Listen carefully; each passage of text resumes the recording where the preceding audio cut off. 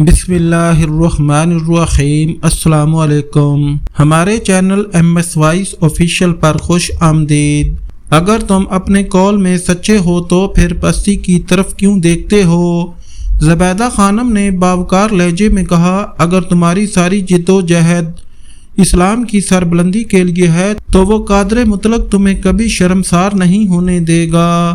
اگر کبھی تم کمزور پڑ جاؤ گے تو وہ تمہیں غالب کر دے گا، اور اگر تم تنہا رہ جاؤ گے تو وہ تمہاری مدد کے لیے غیبی لشکر بھیج دے گا۔ بس اس کے قہر سے پناہ مانگتے رہو اور اس کا رحم طلب کرتے رہو۔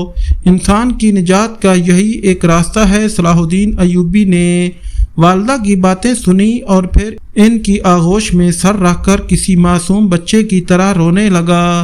نجم الدین ایوب کی موت خود صلاح الدین ہی کے لیے نہیں، سلطان نور الدین محمود زنگی کے لیے بھی ایک بڑا المناک حادثہ تھی۔ نجم الدین ایوب ایک بہادر اور تجربہ کار سپہ سالار تھا۔ اس کے مرتے ہی دشمنوں کا خیال تھا کہ نوجوان صلاح الدین مصر کی سیاست پر اپنی گرفت مضبوط نہیں رکھ سکے گا، اس لیے کمین گاہوں میں چھپے ہوئے دشمن باہر نکل آئے۔ سب سے پہلے ایک شخص عبد النبی خارجی نے یمن پر قبضہ کر کے خلیفہ بغداد کا خطبہ موقوف کر کے اپنا خطبہ جاری کر دیا۔ جیسے ہی صلاح الدین ایوبی کو خبر ملی، اس نے اپنے بڑے بھائی شمس الدولہ توران شاہ کو ایک لشکر جرار دے کر یمن کی طرف روانہ کر دیا۔ شاہ یروشلم اموری کے جاسوس بھی ہر وقت صلاح الدین ایوبی کی طاق میں لگے رہتے تھے۔ جیسے ہی شمس الدولہ اپنی فوج لے کر یمن کی طرف بڑھا، شاہ اموری کے خبر رسانوں نے اسے اطلاع دیتے ہوئے کہا، یہ ہمارے لیے ایک سنہری موقع ہے کہ ہم آگے بڑھ کر مصر کے ساحلی شہر دمیاط اور کچھ دوسرے سرحدی علاقوں پر قبضہ کر لیں۔ یمن پر فوج کشی کے باعث صلاح الدین ایوبی کی عسکری قوت نصف سے بھی کم رہ گئی ہے۔ شاہ یروشلم اموری نے دمیاط کے حوالے سے اپنی پچھلی شکست کو فراموش نہیں کیا تھا۔ جب سلطان نور الدین محمود زنگی کے لشکر نے بروقت دمیاط پہنچ کر شاہ اموری کے سارے منصوبے کو خاک میں ملا دیا تھا اور باقی کثر بارش اور ہوا کے طوفان نے پوری کر دی تھی، شاہ اموری اپنی اس شکست کو یاد کر کے اکثر پیچ و تاب کھایا کرتا تھا۔ اگر اس کا بس چلتا تو وہ سلطان نور الدین محمود زنگی اور سلطان صلاح الدین ایوبی کے خاندان کا نام و نشان مٹا دیتا۔ ابھی وہ دمیاط کی شکست کے زخموں کو کرید ہی رہا تھا کہ فرانس کا مشہور کاہن بطریق یروشلم پہنچا۔ شاہ اموری ذاتی طور پر بطریق سے واقف نہیں تھا، مگر بطریق شاہ فرانس لوئس ہفتم کا خط لے کر آیا تھا۔ اس خط میں تحریر تھا، یسوع مسیح آپ کی اور یروشلم کی حفاظت کریں۔ میں مقدس کاہن بطریق کو آپ کی خدمت میں بھیج رہا ہوں۔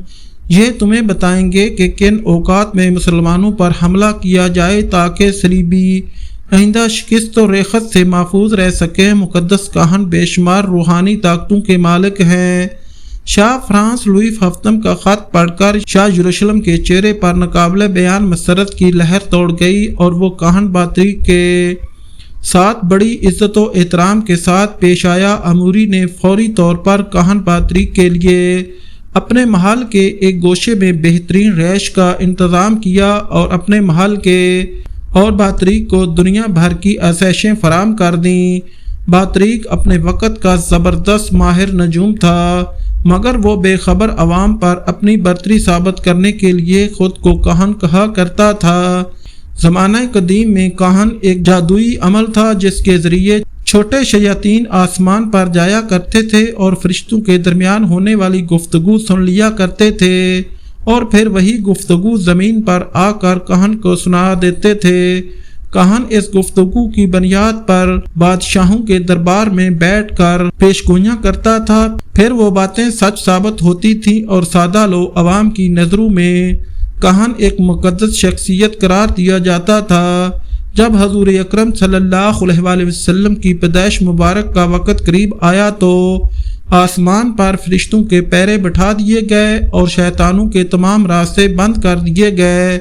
پھر بھی اگر کوئی شیطان آسمان پر جا کر فرشتوں کی گفتگو سننے کی کوشش کرتا ہے تو ایک جلتا ہوا ستارہ اس کا تعاقب کرتا ہے۔ اس طرح شیطان یا تو جل کر راکھ ہو جاتا ہے یا پھر فرار ہو جاتا ہے۔ موجودہ سائنس اس جلتے اور ٹوٹتے ستاروں کو شہاب ثاقب کہتی ہے، مگر قرآن کریم کے مطابق یہ وہی ستارے ہیں جو شیاطین کو ہلاک کرنے کے لیے مارے جاتے ہیں۔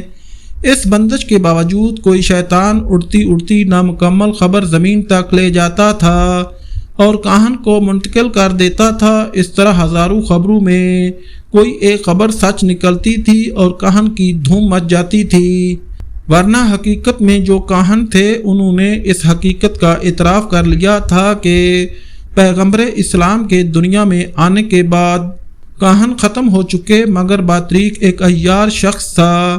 اس نے بعد جادوئی عمل کر کے ایک چھوٹے شیطان کو تسخیر کر لیا تھا جو مختلف انداز میں شعبدہ بازی کے کرتب دکھایا کرتا تھا۔ موجودہ زمانے میں بھی ایسے شعبدہ باز اور جادوگر موجود ہیں جو انسانوں کو ہپناٹائز کر دیتے ہیں اور اس کی نظر باندھ دیتے ہیں۔ سفلی علوم چونکہ شیطانی علوم ہوتے ہیں، اس لیے ان کا عامل بھی غلیظ اور گندے کردار کا حامل ہوتا ہے۔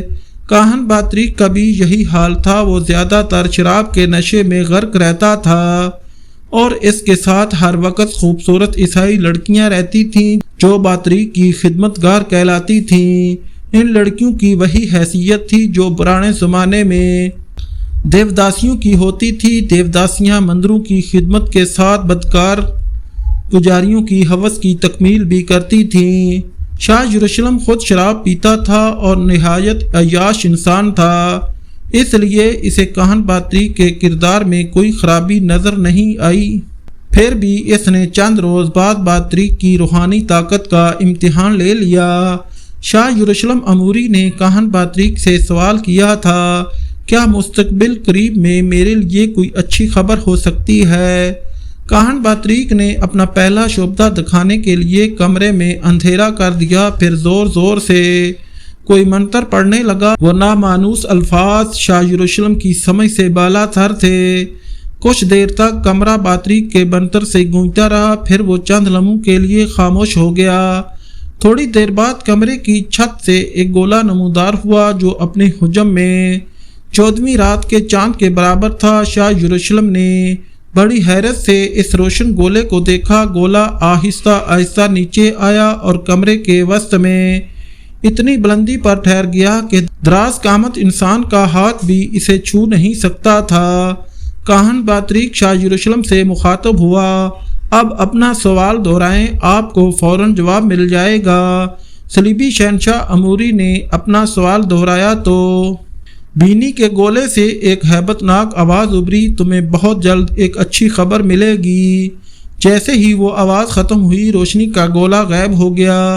کاہن بطریق نے اٹھ کر اندھیرے کمرے میں دوبارہ کافوری شمع جلائی۔ شاہ یروشلم کے چہرے سے غیر معمولی خوشی کا اظہار ہو رہا تھا۔ پھر دوسرے دن ہی اموری کے جاسوسوں کا خط آ گیا۔ یہ خبر سن کر شاہ یروشلم پر ہیجانی کیفیت طاری ہو گئی۔ نجم الدین ایوب جیسے تجربہ کار سالار کی موت اور صلاح الدین ایوبی کی فوجی طاقت کا 2 حصوں میں تقسیم ہو جانا ایک اتفاق تھا، مگر شاہ اموری نے اس اتفاق کو کاہن بطریق کی روحانی طاقت سے تعبیر کیا اور وہ بلا تاخیر دمیات پر حملے کی تیاریاں کرنے لگا۔ لشکر کی روانگی سے پہلے شاہ اموری نے بطریق سے مشورہ لینا ضروری سمجھا۔ مقدس کاہن، مجھے بتائیں کہ میری یہ جنگی مہم ناکام تو نہیں رہے گی؟ بطریق نے پہلے اپنے علم و نجوم سے مدد لیتے ہوئے وقتی ذیچہ بنایا۔ کچھ دیر تک غور و فکر کرنے اور حساب لگانے کے بعد اس کے ہونٹوں پر گہری مسکراہٹ ابھر آئی۔ شہنشاہ کو مبارک ہو کہ تمام ستاروں کی رفتار آپ کے حق میں ہے اور دشمن کے خلاف اگر آسمان نے مداخلت نہیں کی تو آپ کی فتح یقینی ہے۔ پھر بطریق نے اپنی تسلی کے لیے روشنی کے گولے سے بھی مدد لی اور اس سے بھی یہی آواز آئی کہ شہنشاہ کو عظیم الشان کامیابی حاصل ہوگی۔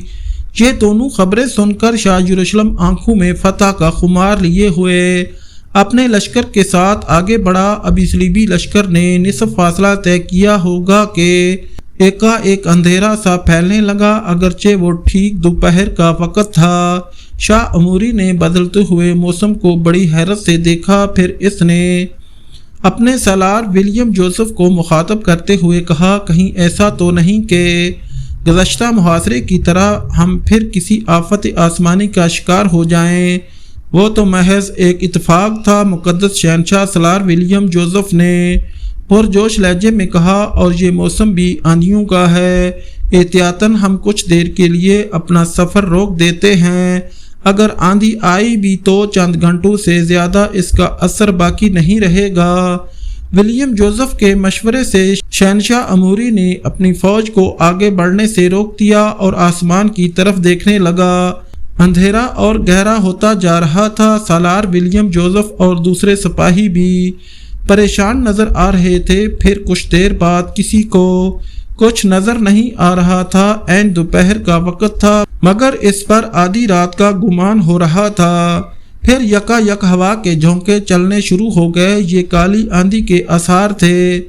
آسمان پھر ہمارے خلاف گردش کر رہا ہے، شاہ یروشلم اموری نے چیخ کر کہا۔ واپس لوٹ چلو، کہیں یہ سیاہ آندھی ہمیں برباد نہ کر ڈالے۔ سالار ولیم جوزف نے اپنے حکمراں کو سمجھانے کی کوشش کی۔ مقدس شہنشاہ، ہماری فوج آدھے سے زیادہ فاصلہ طے کر چکی ہے، ہمیں آندھی کے رکنے کا انتظار کرنا چاہیے۔ میں اس آندھی کو خوب جانتا ہوں، یہ نہیں رکے گی، شاہ اموری نے غضبناک لہجے میں کہا اور اپنے گھوڑے کا رخ یروشلم کی طرف موڑ دیا۔ مجبوراً سالار ولیم جوزف اور اس کے لشکر نے بھی واپسی کا سفر شروع کر دیا۔ آندھی کے جھونکوں کی شدت بڑھتی ہی جا رہی تھی۔ اندھیرا ہونے کے باعث گھوڑوں کو دوڑایا بھی نہیں جا سکتا تھا۔ مجبوراً صلیبی لشکر بہت احتیاط کے ساتھ چیونٹی کی چال سے واپس جا رہا تھا۔ شاہ اموری انتہائی غضبناک اور نفرت امیز لہجے میں کہہ رہا تھا، کاہن باتریک نے کیسے کہہ دیا تھا کہ مجھے اس جنگی مہم میں عظیم الشان کامیابی حاصل ہوگی؟ سب جھوٹ بولتے ہیں۔ پھر ایک اور حیرت انگیز صورتحال پیدا ہوئی۔ اندھیرا ختم ہو گیا، مگر آندھی کے جھکڑوں میں پہلے سے زیادہ تیزی پیدا ہو گئی۔ ہر طرف صحرا کا غبار ہی غبار تھا، جس نے تمام صلیبی سپاہیوں کو اپنی لپیٹ میں لے رکھا تھا۔ کسی قدر اجالا ہونے کے سبب عیسائی سپاہیوں کو راستہ نظر نہیں آ رہا تھا۔ مجبوراً شاہ اموری اور اس کی فوج کو پوری رات ایک کھلے میدان میں گزارنی پڑی۔ اس کا خیال تھا کہ رات میں آندھی کا زور ٹوٹ جائے گا، مگر حیرت انگیز طور پر ہوا کے جھونکوں کی شدت میں کوئی کمی نہیں آئی۔ پھر جب صبح ہوئی تو صلیبیوں نے دوبارہ واپسی کا سفر شروع کر دیا۔ بالآخر یہ شکست خوردہ لشکر یروشلم کے قریب پہنچا۔ تقریباً تمام سپاہی اس خوفناک آندھی سے متاثر ہوئے تھے۔ شاہ یروشلم اموری بھی کئی بار گھوڑے سے گرا تھا اور اس کے جسم پر کئی ہلکے زخم آئے تھے۔ سینکڑوں کی تعداد میں گھوڑے اور ان کے سوار آپس میں ٹکرا کر شدید زخمی ہوئے تھے، جن کے لیے سفر جاری رکھنا مشکل تھا۔ وہ اسی صحرا میں لاوارسوں کی طرح پڑے رہے اور بھوکے پیاسے مر گئے۔ یروشلم پہنچ کر شاہ اموری نے بھرے دربار میں کاہن باتریک کو ذلیل کیا۔ تیرا علم جھوٹا ہے، اس لیے تجھ پر لازم ہے کہ اسی وقت یروشلم کی حدود سے نکل جا، میں تیری صورت تک دیکھنا نہیں چاہتا۔ باتریک بہت عیار انسان تھا، اس نے پہلے ہی اپنے بچاؤ کا ایک دروازہ کھلا رکھا تھا۔ وہ بڑے باوقار انداز میں کھڑا ہوا اور اس نے انتہائی پرجلال لہجے میں شاہ اموری کو مخاطب کرتے ہوئے کہا، مقدس شہنشاہ کو یاد ہوگا میں نے پہلے ہی کہہ دیا تھا کہ اگر آسمان نے مداخلت نہیں کی تو اس جنگ میں آپ ہی کو فتح ہوگی، مگر اس کا کیا علاج ہے کہ اس بار بھی آسمان نے مسلمانوں ہی کا ساتھ دیا۔ اب آپ ہی بتائیں کہ میں کیا کر سکتا ہوں؟ کاہن باتریک کا جواب سن کر شاہ اموری نرم پڑ گیا۔ پھر انتہائی افسردہ لہجے میں بولا، مجھے یہ بتا کہ آسمان پر کس کی حکومت ہے؟ کاہن باتریک نے برجستہ جواب دیا، خداوند یسوع مسیح کے سوا آسمان پر کس کی حکومت ہو سکتی ہے؟ تو پھر کیا خداوند ہم سے ناراض ہیں؟ یہ کہتے کہتے شاہ یروشلم کا چہرہ بہت زیادہ اداس ہو گیا تھا۔ یقیناً کاہن باتریک کا جادو چل گیا تھا۔ اس نے اپنی آواز میں مزید روب و جلال پیدا کرتے ہوئے کہا، اگر ایسا نہ ہوتا تو लाखों का सलीबी लश्कर चंद हजार मुसलमान सिपाहियों से कैसे शिकस्त खा जाता, फिर खुदावंद हमसे कैसे राजी होगा। शाह यरूशलेम अमूरी ने इंतहाई गमज़दा लहजे में कहा, इस शिकस्त की सबसे बड़ी वजह सुल्तान नूरुद्दीन जंगी है। अचानक काहन बातरीक ने नया इंकशाफ करते हुए कहा, जब तक वो दरमियान से नहीं हटेगा सलीबी कोई जंग नहीं जीत सकेंगे। ये सुनकर शाह यरूशलेम हैरतज़दा रह गया। फिर वो इंतहाई नागवार लहजे में बोला, इसे रास्ते से कौन हटाएगा। शाह यरूशलेम बालदुन सालस मरहूम ने 1000 कोशिश कर ली, मगर सुल्तान नूरुद्दीन को शिकस्त देने की हसरत दिल में लिए ज़ेरे खाक चले गए। शहनशाह फ्रांस लुईस हफ्तम, शहनशाह जर्मनी और शाह कुस्तुनतुनिया ने शिकस्त खाकर आइंदा सुल्तानी ज़मीन से जंग न करने का फ़ैसला कर लिया। आज कल सब के सब अपनी इशरतगाहों में दुनिया के मज़े लूट रहे हैं और ईसाइयत को एक मुर्दा लाश की तरह मुसलमानों की खुराक बढ़ने के लिए रास्ते में पड़ा हुआ छोड़ दिया है। अचानक शाह अमूरी का चेहरा गुस्से से सुर्ख हो गया था और वह बहुत ज़्यादा जज्बाती नज़र आ रहा था।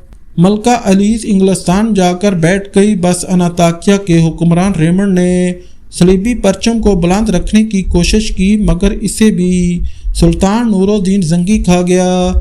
नाजरीन, आज की वीडियो यहाँ ख़त्म की जाती है। इंशाल्लाह जल्द ही अगली किस्त पेश की जाएगी। हमारी वीडियो अच्छी लगे तो हमारे चैनल को सब्सक्राइब और लाइक लाजमी करें और हमारी हौसला अफजाई के लिए कमेंट ज़रूर किया करें। शुक्रिया।